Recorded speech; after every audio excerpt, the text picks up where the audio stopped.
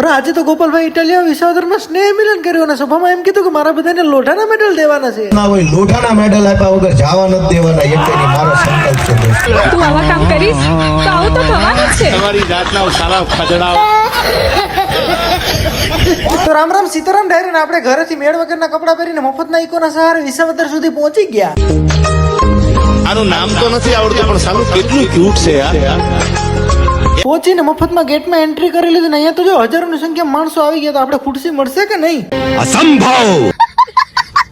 પછી આપણે ખુરશી તો મળી નહીં. ગોપાલભાઈ ને એવડો હાર પહેરાવ્યો કે એક હારમાં બીજો પણ ભાઈ આવી ગયો. બોલો દુનિયા જોતી રહી જાય એવું બનાવ્યું સ્ટેટસ.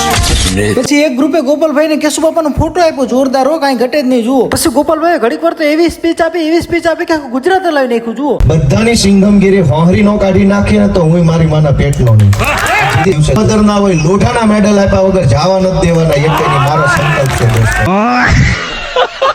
પછી મિત્રો આપીને ગોપાલભાઈ વિશે જોરદાર સ્પીચ આપી. જુઓ ગોપાલભાઈ તો બહુ ટેલેન્ટેડ છે. ગોપાલભાઈને બધા જ કાયદાઓ આવડે છે. તેમને વાંચતા, લખતા, ગાતા, રમતા, કપડાં ધોતા, રસોઈ બનાવતા પણ આવડે છે. પછી બધા ગોપાલભાઈ હારે ફોટા પાડવા માટે ઉમટી પડ્યા ને આપણે પણ એક બે ફોટા ગોપાલભાઈ હારે પાડી લીધા. જુઓ તમારા બાપ દાદાના જોડામાં દેડકા રાયતું રોકાતા. પછી બહેનોએ ગણપતિ બાપાના ગીત ઉપર સરસ મજાનો ડાન્સ કર્યો. તો હાલો એ જોઈ લે.